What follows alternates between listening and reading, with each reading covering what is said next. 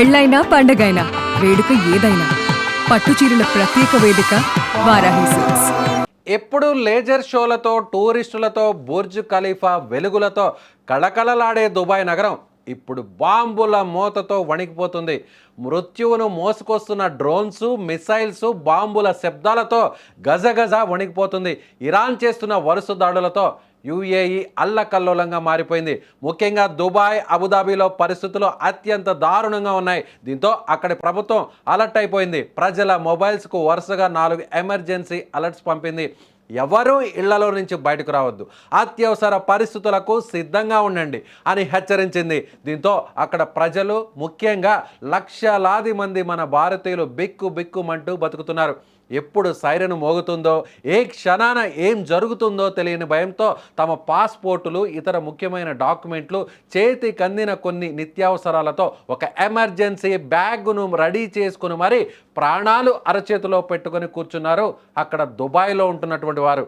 Gulf దేశాలపై కురుస్తున్న ఈ missiles వర్షానికి అసలు కారణం ఫిబ్రవరి 28న జరిగిన ఒక భారీ ఆపరేషన్. అమెరికా, ఇజ్రాయెల్ దళాలు సంయుక్తంగా ఇరాన్ రాజధాని టెహ్రాన్పై భయంకరమైన ఎయిర్ స్ట్రైక్స్ చేశాయి. ఈ దాడుల్లో 3 దశాబ్దాలుగా ఇరాన్ను ఒంటి చేత్తో శాసించిన ఆ దేశ supreme leader Ayatollah Ali Khamenei ప్రాణాలు కోల్పోయారు. ఈ వార్త ఇరాన్కు కోలుకోలేని షాక్నిచ్చింది.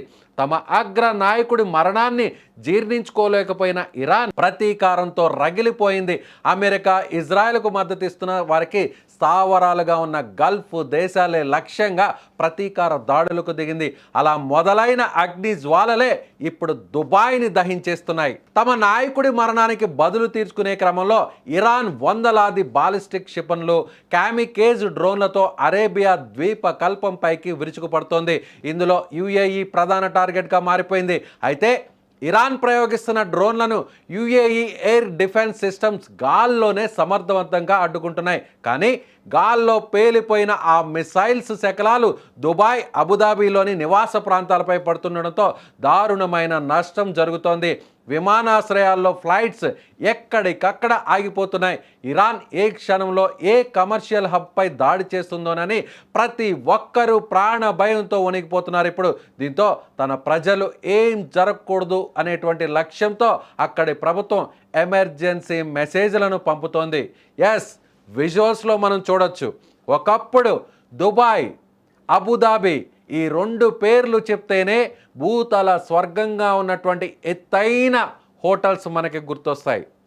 ఎక్కడెక్కడో నుంచి, ప్రపంచం నలుమూల నుంచి లక్షలాది మంది పర్యాటకులు అక్కడికి వచ్చి ఎంతో ఆనందంతో అక్కడ విడిది చేసేటువంటి పరిస్థితి మనం చూసాం.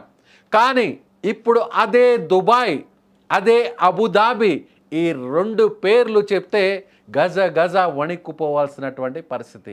ఎవరైనా సరే, అది ఏ దేశమైనా సరే, దుబాయ్కి ఒక్కసారైనా వెళ్ళి దుబాయ్లో ఉన్నటువంటి 7 స్టార్ హోటల్లో స్టే చేసి అక్కడ లగ్జరీ లైఫ్ను కనీసం ఒక వారం పాటైనా ఎంజాయ్ చేస్తే ఈ జన్మ చాలు ధన్యమైంది అనుకునేటువంటి వారు ఎంతోమంది ఉన్నారు.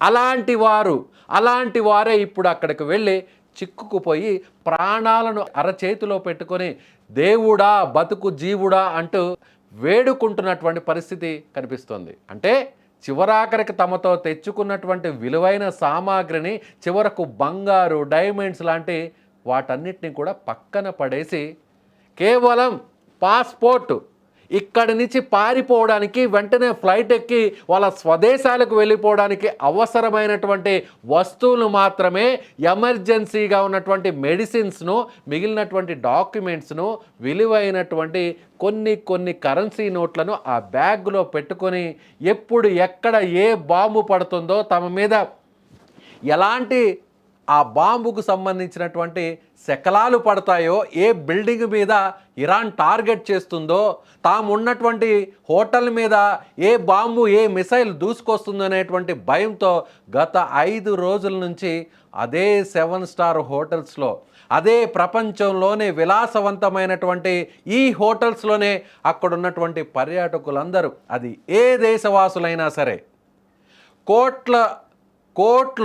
కోట్లకి కోట్లు పడగలెత్తిన వారైనా సరే ఇప్పుడు ప్రాణాలను ఎలా దక్కించుకోవాలి, ప్రాణాలను కాపాడుకొని తిరిగి తమ స్వదేశానికి ఎలా వెళ్ళాలి అంటూ భయపడుతున్నటువంటి పరిస్థితులు అక్కడ చాలా స్పష్టంగా కనిపిస్తున్నాయి.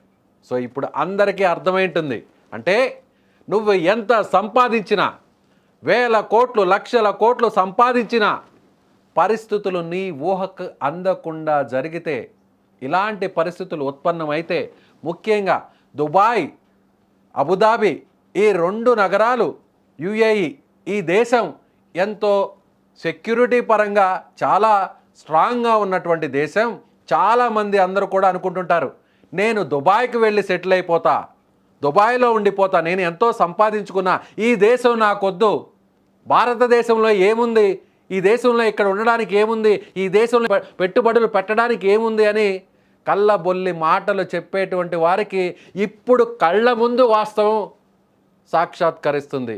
ఈ దేశం మాత్రమే సేఫ్గా ఉంది, భారతదేశం మాత్రమే ఇప్పుడు చాలా సెక్యూరిటీగా ఉంది. భారతదేశం వైపు ఏ మిసైల్ రావాలన్నా, ఏ డ్రోన్ రావాలన్నా ఇక్కడ ఉన్నటువంటి రక్షణ వ్యవస్థ ఏ పాటిదో ఆపరేషన్ సింధూర్లో యావత్ ప్రపంచం మొత్తం చూసింది. కానీ సంపన్నమైన దేశం, మనకంటే కూడా ఆర్థికంగా ఎంతో బలోపేతమైనటువంటి దేశం యుఏఈలో, దుబాయ్లో, అబుదాబిలో మిలీనియర్లు, కోటీశ్వర్లు, కోట్లకు కోట్లు పడగలెత్తినటువంటి కోటీశ్వర్లు ప్రాణాలను అరచేతిలో పెట్టుకొని బిక్కుమంటూ ఎలా బతుకుతున్నారో మనకిప్పుడు చాలా స్పష్టంగా అర్థమవుతుంది. మన భారతదేశాన్ని విమర్శించే వాళ్ళకి, మన రక్షణ వ్యవస్థని విమర్శించే వాళ్ళకి, మన దేశంలో మనకున్నటువంటి సెక్యూరిటీ వ్యవస్థ మీద పదే సోషల్ మీడియాలో పోస్టులు పెట్టే వారికి ఇది ఒక చిన్న ఉదాహరణగా చెప్పవచ్చు. అలాంటి వాళ్ళకి ఇప్పుడైనా సరే కళ్ళు ఓపెన్ అవ్వాల్సినటువంటి అవసరం ఉంది. ఎందుకంటే భారతదేశం వైపు ఏ శత్రు దేశం చూడాలన్నా ఈరోజు ఉన్న భారత్ వేరు, ఒకప్పుడు భారత్ వేరు. ఇప్పుడు భారత్ వైపు కన్నెత్తి చూడాలంటే మన జోలికి వేస్తే నేరుగా కన్నుకే గురిపెట్టేటువంటి సత్తా మన భారతదేశానికి ఉంది. చూస్తున్నారుగా, ప్రపంచ దేశాలు, గల్ఫ్ కంట్రీస్, ఆర్థికంగా ఎంతో శక్తివంతంగా ఉన్నటువంటి కంట్రీస్ పరిస్థితి ఇప్పుడు ఎలా ఉందో మీరేమనుకుంటున్నారు? ఇలాంటి వాళ్ళకి మీరేం సమాధానం చెప్తారు?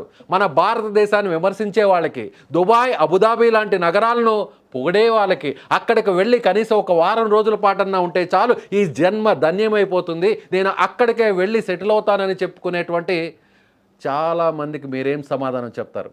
మీ కామెంట్లో తెలియచేయండి. చూస్తూనే ఉండండి సుమన్ టీవీ డిజిటల్ లైవ్.